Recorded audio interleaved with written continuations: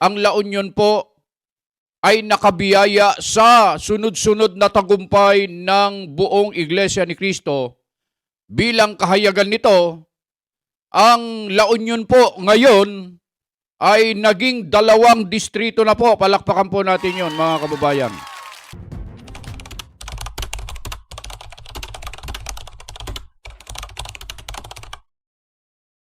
Pagbati po sa inyong lahat, mga kababayan at mga mahal po naming taga-subaybay. Ako po si Just Vlog.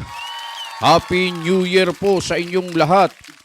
Alam nyo, napakaligaya at napakasaya po ng aming New Year sapagkat sa unang araw po ng taong 2026 ay dinalaw tayo, mga kababayan, mga kapatid, ng isa sa mga malalapit sa ating puso at nangunguna sa isang distrito, mga kababayan. Ang tawag po sa amin sa loob ng Iglesia ni Cristo sa mga ganun ay tagapangasiwa ng distrito, mga kababayan. At hindi lang po yan, nagkapalad din po tayo na nakapasyal sa isa pang distrito dito po sa Luzon ng ganun ding petsa, January 1, at tayo po ay nakipag Happy New Year din sa isa pang tagapangasiwa ng distrito, mga kababayan. Ang tinutukoy ko po, mga kapatid at mga kababayan, ay si kapatid na Rolison Remigio Jr. Siya po ang tagapangasiwa ng distrito ng Surigao del Norte, mga kababayan. At ang isa pa po na ating naka-Happy New Year ay walang iba kundi ang kapatid na Augusto Galapon. Siya rin po ang tagapangasiwa ng distrito po ng Bulacan, mga kapatid. Apo, napakaligaya po namin sapagkat nagkaroon tayo ng pagkakataon na makadaupang palad po sila at makasama sa picture katulad po ng nakikita nyo po dyan sa screen. At alam nyo po ba, mga kababayan, kung bakit napakasaya namin? Sapagkat noong kami po ay pauwi, mga kababayan at mga mahal po naming mga kapatid,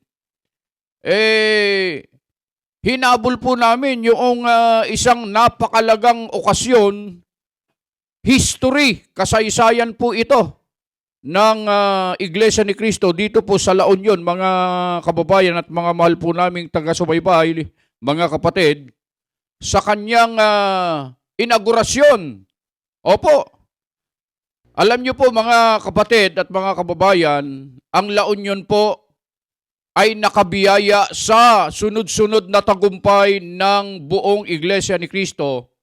Bilang kahayagan nito, ang La Union po ngayon ay naging 2 distrito na po. Palakpakan po natin yon, mga kababayan. Yung dati po na distrito ng La Union, ngayon po ay hindi naman natin sinasabing nahahati dahil sa para bagang nagkahiwa-hiwalay. Hindi naman po ganon. Kundi nadagdagan po ng isa pang distrito po dito po sa La Union, mga kababayan. Opo. Yung dating distrito ng La Union ay naging distrito na po ng San Fernando, La Union. Yun po ay nasa District 1 at ang pangalawang distrito po na yun po ang nagsagawa ng inaugurasyon at pagpapasinaya ng bagong tanggapang pandistrito sa Agoo, La Union kaninang umaga po. Opo. At yan ay dinaluhan po ng napakaraming mga kapatid na sumaksi, nakigalak at nakisaya sa isinagawang inaugurasyon at pagpapasinaya ng bagong tanggapang pandistrito po ng distrito po ng Agoo, La Union. Kaya congratulations po. Maraming salamat po sa aming tagapamahalang pangkalahatan ng kapatid na Eduardo V. Manalo sa patuloy po nilang pagmamahal at pagmamalasakit damang-dama po namin yan dito po sa distrito ng La Union. Sapagkat muli po kaming ang distrito po dito po sa La Union, mga kababayan at mga mahal po naming taga-subaybay. Nakikita nyo po dyan sa screen kung gaano po karami at kung gaano kasaya ang mga kapatid po namin na dumalo po sa pagkakataong yan at kami nga po ay nakahabol. Nakahabol po kami kaya masayang-masaya po kami.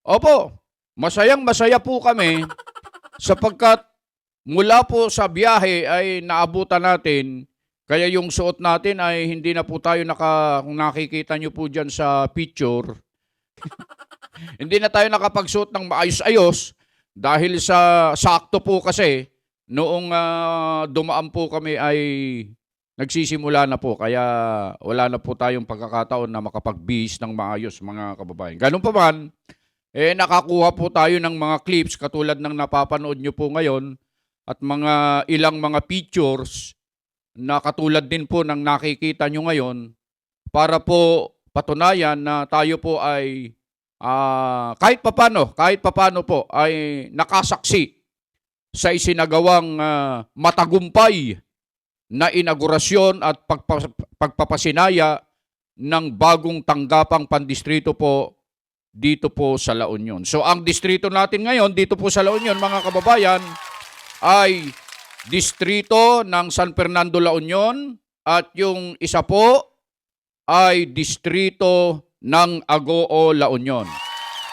At ang inaugurasyon po na yan at ang pagpapasinaya po na yan ay pinangunahan po ng tagapangasiwa po ng distrito ng San Fernando na walang iba kundi ang kapatid na JC C. Capuno at ang kapatid na James Jesper Villanueva na siya naman po ang tagapangasiwa sa bagong distrito po ng La Union, ang distrito po ng Agoo La Union.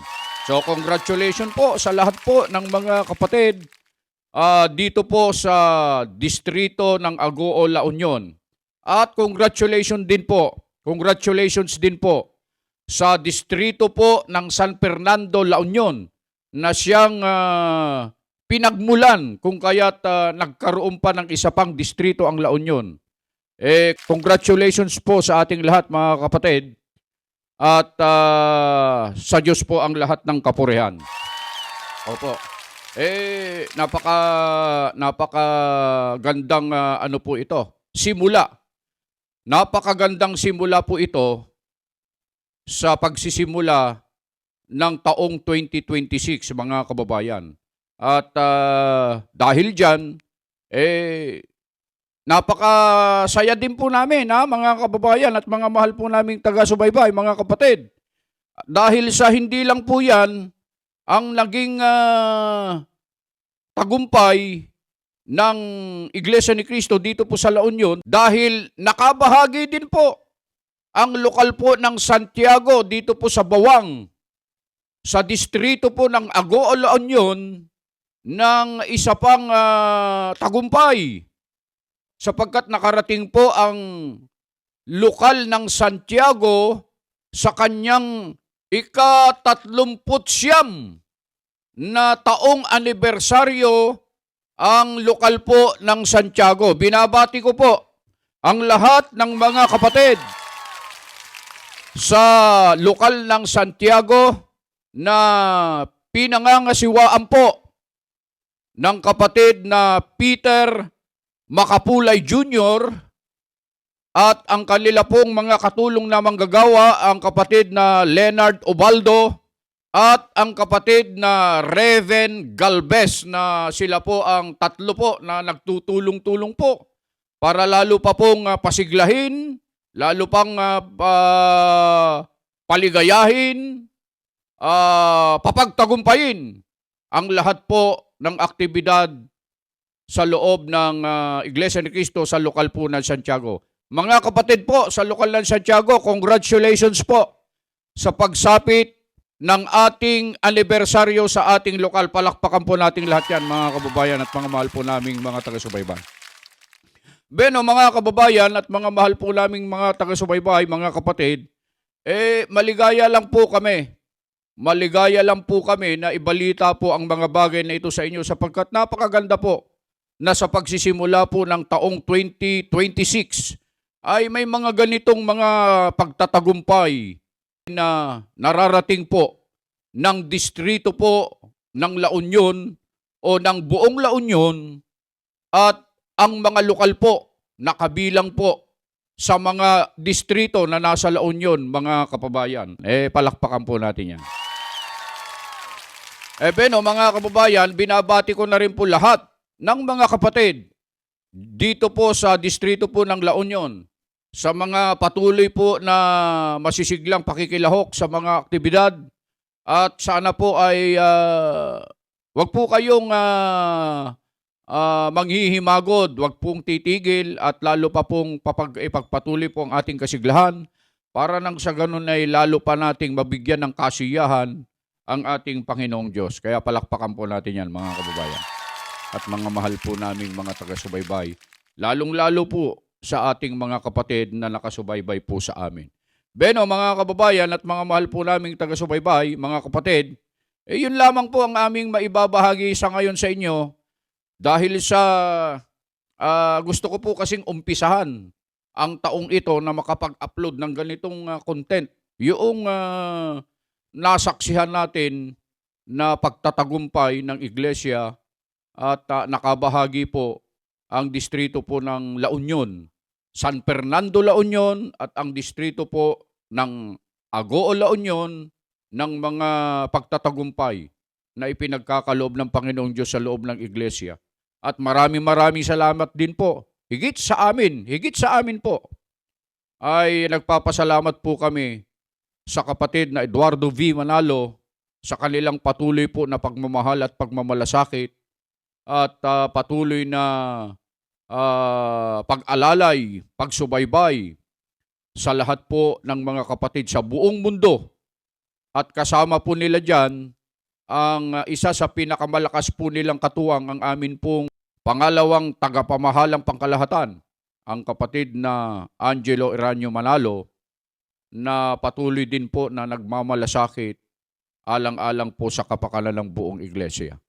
Maraming salamat po sa inyo, mga sir, mga kababayan, at mga mahal po naming taga-subaybay, Luzon, Visayas at Mindanao.